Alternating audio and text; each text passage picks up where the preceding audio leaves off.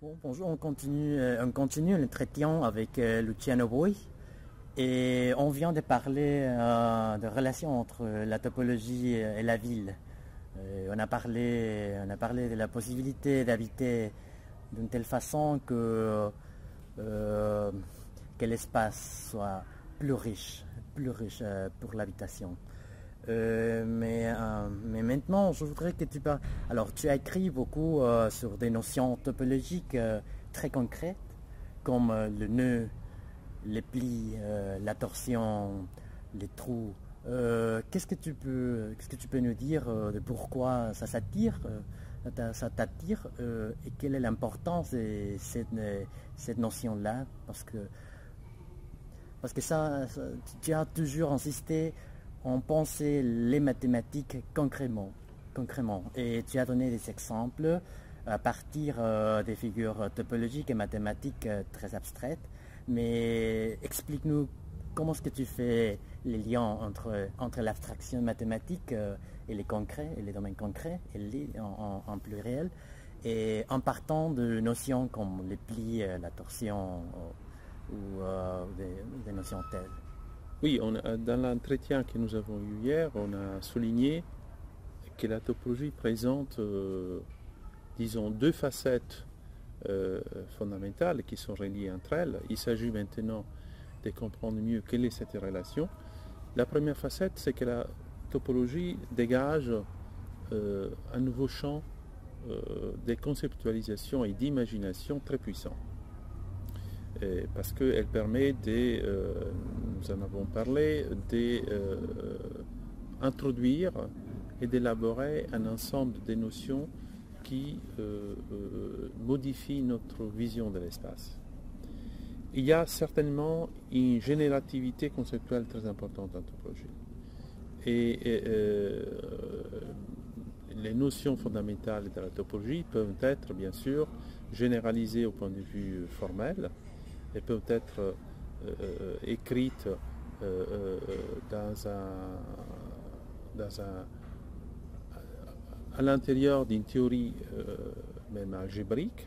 Par exemple, c'est la raison pour laquelle la géométrie algébrique est parvenue à généraliser plusieurs notions, comme la notion d'homologie, d'homotopie, des torsions, etc. Donc, d'un côté, il y a cette générativité conceptuelle qui est très puissante, la topologie, parce qu'elle s'appuie sur une capacité à imaginer et à visualiser des notions qui, la plupart du temps, peuvent être même très éloignées de notre intuition empirique. Et donc, il introduit un écart, en quelque sorte, on pourrait dire, entre ce que nous percevons directement par l'intuition, par la perception empirique, et ce que nous sommes à même d'imaginer, de visualiser au-delà de cette perception concrète. Et de ce point de vue, la topologie est aussi un outil conceptuel, enfin c'est plus qu'un outil, c'est une théorie conceptuelle qui permet de créer des mondes possibles. C'est-à-dire, elle permet en quelque sorte de passer de ce que nous voyons, de la réalité, à des mondes possibles. C'est-à-dire d'inventer des mondes possibles qui sont en quelque sorte une projection de notre imagination et de notre visualisation dans un horizon beaucoup plus profond et beaucoup plus large. Mais en même temps, cette puissance imaginative et des visualisations ne se traduit jamais dans un pur formalisme abstrait. Bien au contraire, il donne lieu à des réalisations et à des concrétisations importantes pour comprendre les phénomènes réels. Les phénomènes à la fois physiques, mais aussi les phénomènes naturels, les phénomènes biologiques et les phénomènes humains. On peut prendre un certain nombre d'exemples qui montrent effectivement cette double fonction de la topologie. Prenons par exemple la notion des plis.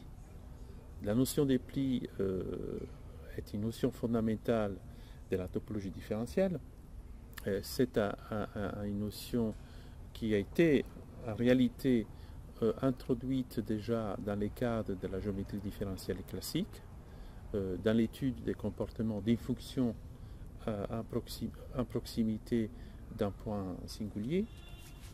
Mais il faudra attendre le développement de la topologie différentielle dans les années 40, 50, 60 du siècle dernier pour en saisir toute sa profondeur. Selon la topologie différentielle, un pli, c'est une singularité qui est très importante pour décrire, comme je disais, les comportements de la fonction, des fonctions différentielles données, aux alentours d'un point critique d'un espace. Donc, et s'attaque, bien sûr, à comprendre et à décrire ces allures de l'espace qui présenteraient des inhomogénéités et des irrégularités.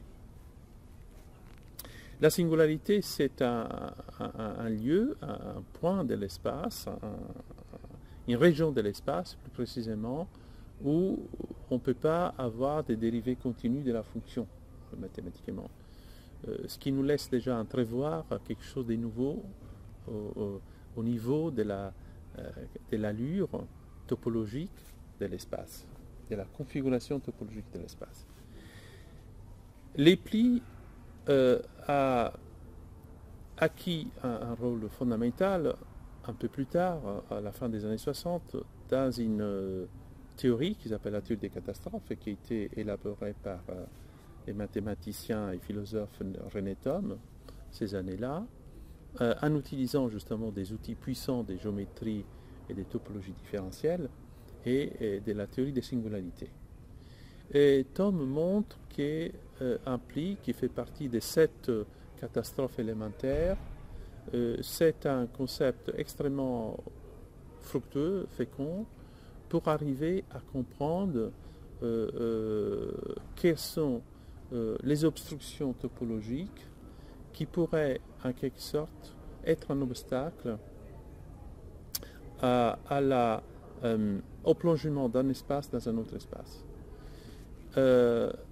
D'ailleurs, il fait un exemple, il formule les problèmes, disons, mathématiques dans un énoncé intuitivement très parlant, qui consiste à dire qu'à chaque fois qu'on essaye de plonger, de subsumer un espace des dimensions données, des dimensions petites, dans un espace des dimensions, disons, encore plus petites, eh ben, il y a une obstruction topologique qui apparaît, qui peut prendre plusieurs formes. Et l'une de ces formes, c'est un pli.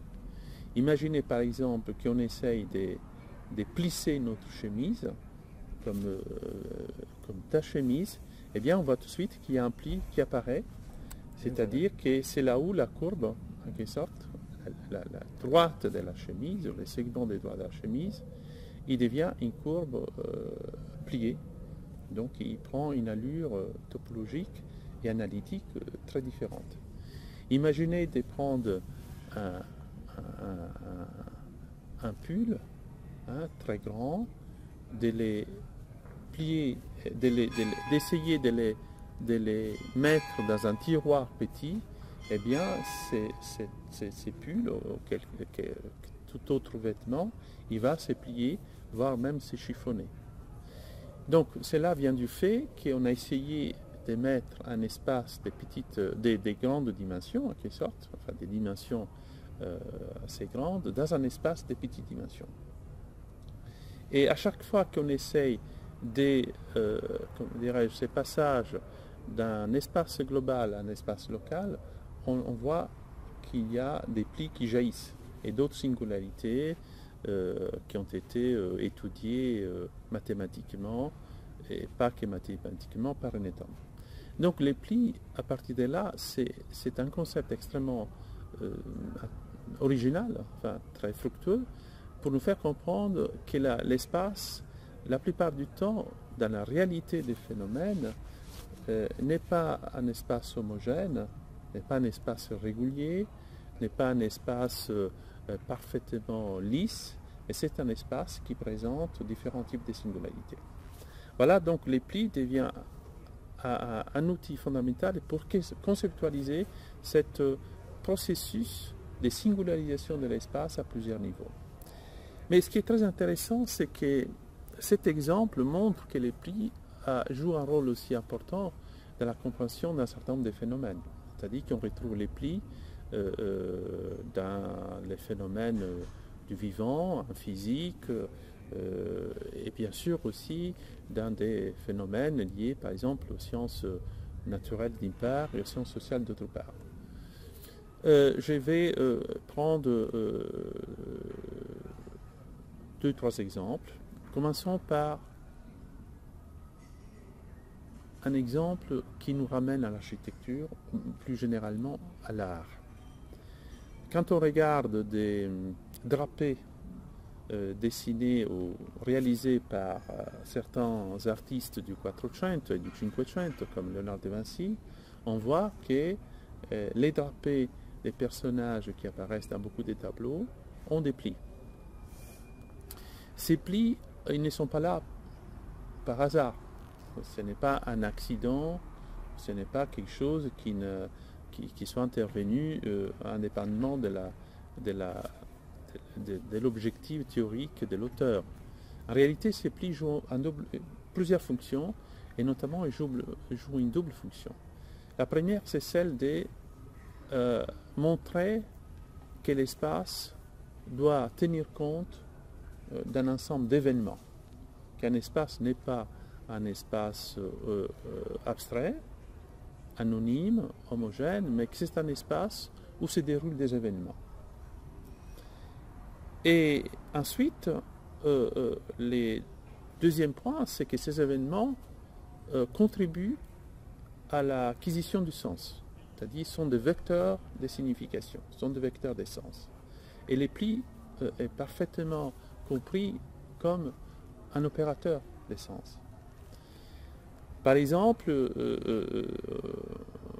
un personnage qui aurait un drapé très plié peut acquérir de nouvelles expressions, de nouvelles qualités, de nouvelles textures, qui sont perçues par l'observateur comme un indice d'un changement de signification dans la scène du tableau.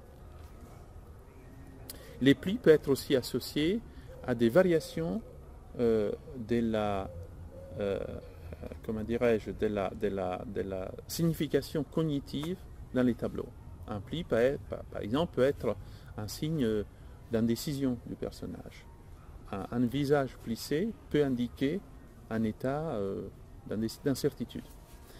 Mais je ne vais pas détailler cet exemple, c'était pour montrer qu'avant même que les plis ne soient pas conceptualisés mathématiquement au sein de la géométrie, par la géométrie différentielle et la topologie différentielle, il avait déjà joué un rôle important à l'époque de la perspective et de l'art de la Renaissance.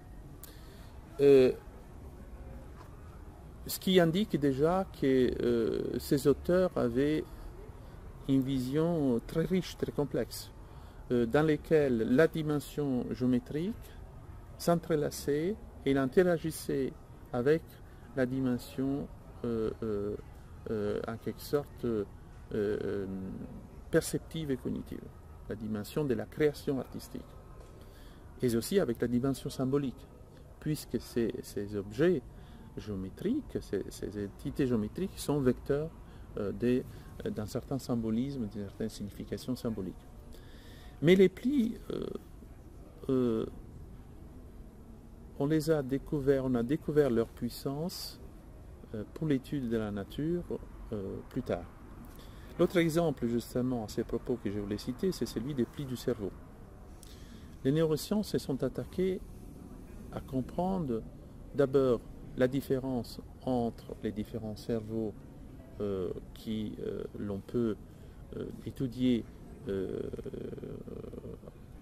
aussi bien au sein d'une même espèce, comme l'espèce humaine et des primates, et au sein des différentes espèces, et ensuite comparer leur morphologie, voir ce qui se passe dans leur morphologie.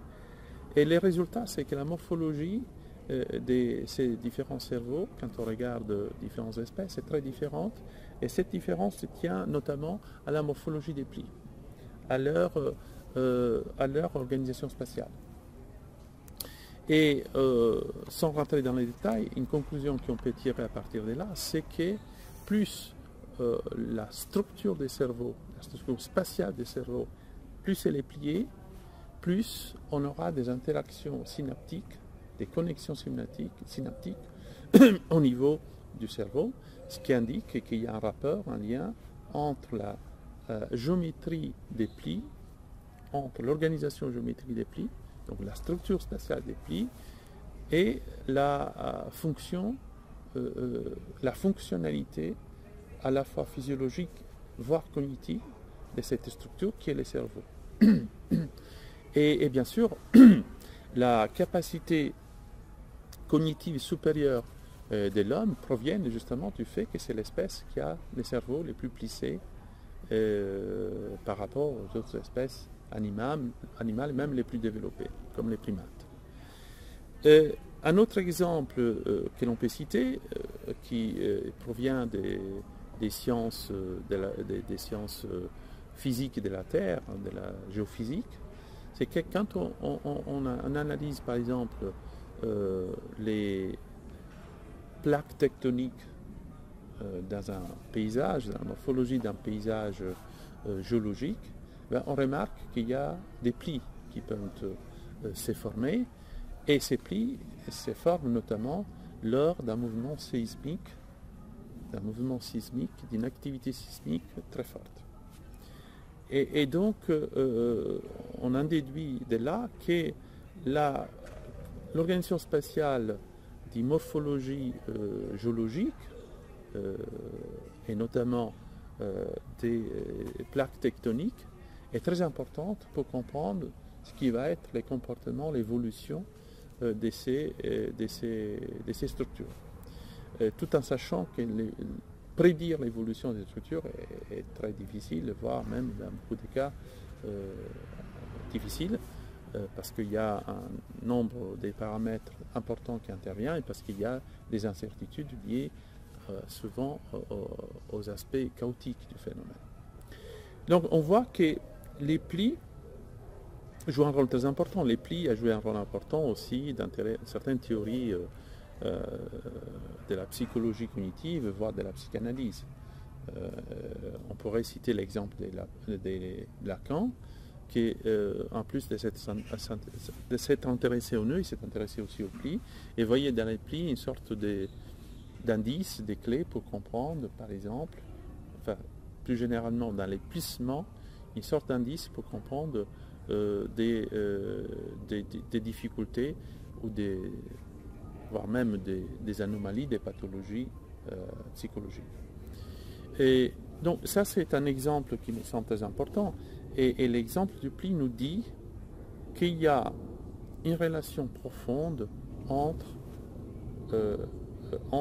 l'aspect mathématique et l'importance mathématique de ces concepts, et c'est la complexité même mathématique de ces concepts, et la capacité de ces concepts, la capacité explicative de ces concepts vis-à-vis des phénomènes réels. La même chose on pourrait dire pour la torsion.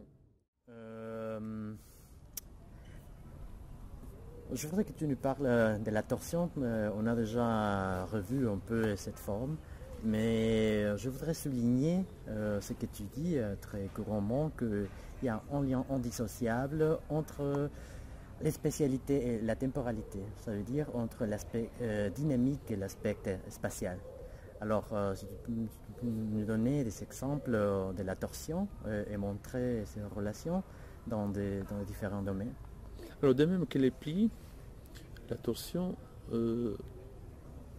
présente ces différents caractères et qui sont reliés entre eux.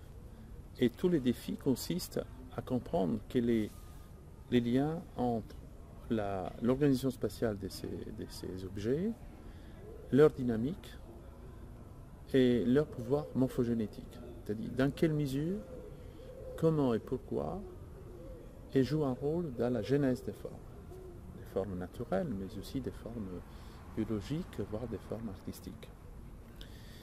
La torsion, bien sûr, elle est connue depuis longtemps. C'est une notion qu'on utilisait en mécanique classique, notamment dans l'étude de la résistance des matériaux.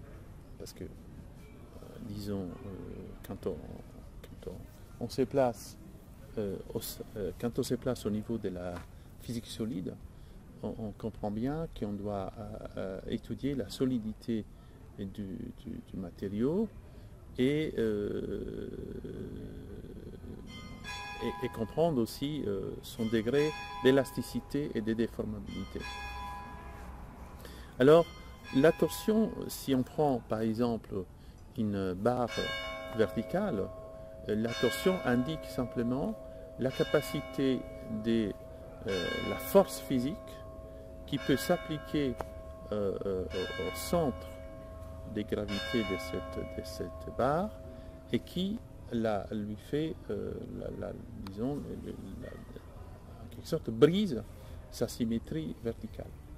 Hein, la barre va faire un demi-tour et donc il va prendre une autre forme, une autre structure spatiale. Donc, tout au long du XVIIe, XVIIIe siècle, la torsion a été étudiée beaucoup. Elle a été connue dans les cas de la physique des solides, de l'électromagnétisme, de la théorie, etc. Mais au point de vue géométrique, la torsion joue un rôle fondamental dans plusieurs domaines. Parce qu'elle introduit à nouveau un changement qualitatif dans l'espace. Un espace en torsion est nécessairement un espace homogène, régulier, dans lequel on a une métrique lisse, facile à manipuler, et dans lequel la fonction pour déterminer les distances est facile à déterminer. Maintenant, si on prend des espaces, il y a toute une classe d'espaces qui s'appelle des espaces à torsion, qui a été introduite au début des années 20 par les mathématiciens Élie Cartan et Hermann Weyl, les grands mathématiciens du XXe siècle, qui, en voulant généraliser la théorie de la relativité générale d'Einstein, ils se sont dit, mais peut-être qu'on pourrait, en plus de la courbure, concevoir des espaces-temps, plus précisément. Donc ce sont déjà des espaces quadridimensionnels où le temps intervient, des espaces-temps qui, en plus d'être courbés, voire très courbés, ils seraient aussi torsadés, ils auraient une torsion. Et cette torsion permet non seulement de généraliser mathématiquement ces théories, mais aussi d'expliquer, de décrire et d'expliquer des phénomènes physiques qui étaient difficiles à expliquer dans le cadre d'une théorie des espaces sans torsion. La torsion, tous les défis consistent à montrer les pouvoirs morphogénétiques de la torsion. Alors, prenons deux exemples. Un exemple qui est relativement ancien, qui est le rôle qui joue la torsion en architecture. Quand on regarde une cathédrale gothique, par exemple la cathédrale de Saint-Séverin à Paris, dans les quartiers latins, et on est non seulement ébloui par la beauté de cette structure architecturale, mais on est aussi, on a envie de s'interroger sur le pourquoi les architectes ont introduit des colonnes torses. La fonction des colonnes torses peut être multiple. D'abord, il y a une fonction spatiale, c'est que la torsion donne une plus grande solidité à la structure. Il y a une raison esthétique qui est celle d'introduire des éléments, des variations liées à la non-homogénéité, à la non-linéarité de la colonne verticale. Et il y a une raison qui est plus, comment dirais-je, liée à la structure globale de l'œuvre, qui est le fait que les colonnes torses introduisent une notion des lumières beaucoup plus importantes. Si on a des colonnes torses, et avec ces colonnes torses, on essaye de construire par exemple une voûte hyperbolique qui serait donnée par la rencontre entre tous les arcs qui partent de la colonne, et ben, on voit que la structure finale de cette voûte hyperbolique permet un plus grand accès de la lumière dans la cathédrale. Et donc, quand on dit une plus grande lumière, on comprend vite que cela est lié aussi à la volonté d'introduire un élément de spiritualité dans ces lieux. C'est-à-dire que la lumière introduit une fonction cognitive qui est de susciter chez l'observateur, chez celui qui entre et observe, une sorte d'état d'âme qui favoriserait en quelque sorte sa réflexion, sa méditation, etc. Et c'est très important, cette liaison dans les cathédrales, liée entre une structure spatiale donnée, entre sa capacité de subir des variations géométriques, et l'effet qu'il y a un rapport entre ces variations et la fonction cognitive, voire spirituelle de ces variations. Un autre exemple fondamental où on voit les pouvoirs morphogéniques et des torsions, c'est en biologie. On sait bien que la structure géométrique de l'ADN, outre que présenter une courbure locale au niveau des liaisons nucléotides, à certains endroits précis des brins de l'ADN, il y a aussi une torsion qui intervient. Et une torsion, on l'a dit hier, c'est une façon de... Ça introduit une double courbure, c'est-à-dire ça introduit vraiment un changement important dans la structure géométrique de l'ADN. L'effet qu'il y ait des formes morphologiques de l'ADN qui sont plus torsadées par rapport à d'autres laisse tout de suite entrevoir que ces formes favorisent les liaisons et favorisent un certain type de processus biologiques et d'événements génétiques majeurs au niveau, disons, de la réplication, de la duplication et de la régénération de l'ADN, de la réparation de l'ADN. La torsion, donc, au niveau de la structure déjà moléculaire, enfin de la structure moléculaire de l'ADN, de la chromatine et du chromosome, joue un rôle fondamental pour que disons, la fonctionnalité biologique de ces structures soit la plus optimale possible. Si nous avions des structures linéaires au niveau moléculaire, la fonctionnalité serait beaucoup plus pauvre. Donc il faut intervenir, il faut que ces structures spatiales, en quelque sorte,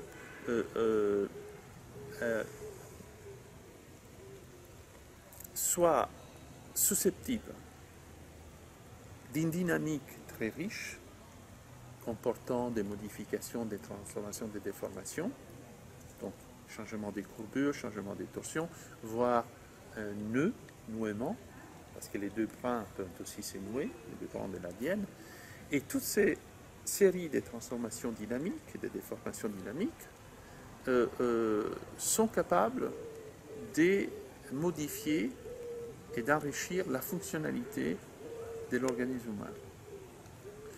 sont d'abord favorisent un certain nombre, on a vu, des processus génétiques. Mais aussi, de ce fait, ils favorisent ce qu'on appelle les processus cellulaires au niveau de l'embryogenèse. Or, on sait que l'embryogenèse est vraiment cette étape du vivant où il y a la genèse des formes vivantes, c'est-à-dire l'embryon qui se développe, qui acquiert ses tissus d'abord, ensuite ses organes et ensuite les systèmes complexes comme les systèmes cardiaques, les systèmes digestifs, les systèmes immunitaires et les systèmes nerveux. Et tous ces systèmes, on doit les imaginer comme une transformation dynamique constante des formes, dans lesquelles les éléments géométriques, les éléments spatiaux, les éléments dynamiques, les éléments fonctionnels sont profondément liés. On ne pourrait même pas s'imaginer les vivants sans ces liens entre espace dynamique, temporel, parce que tout processus vivant se déroule dans un temps précis, pas dans un temps unique, absolu, mais dans un temps spécifique. Les cycles moléculaires ne sont pas les mêmes que les cycles cellulaires, et les cycles cellulaires ne sont pas les mêmes que les cycles physiologiques des organes complexes, comme le cœur, comme les foies et d'autres organes. Donc c'est vraiment très important de comprendre que la torsion est un concept de même que les plis, qui peut permettre à la philosophie de comprendre que l'ontologie du monde est une ontologie non seulement stratifiée, il n'y a aucun monisme en fait, c'est une ontologie très stratifiée, et qui en plus, ces différentes strates, ces différents niveaux, ces différentes stratifications, se forment en vertu des liens, des interactions qui ont lieu entre les transformations spatiales, la genèse des nouvelles formes et, bien sûr, avec un ensemble des dynamiques physiques faisant intervenir des forces cinétiques, des forces de l'énergie thermodynamique, d'autres forces physiques, et l'acquisition, l'émergence des nouvelles fonctions, soit biologiques, soit physiologiques, soit cognitives, soit à un autre niveau, comme dans les cas de l'architecture, des fonctions aussi esthétiques et symboliques.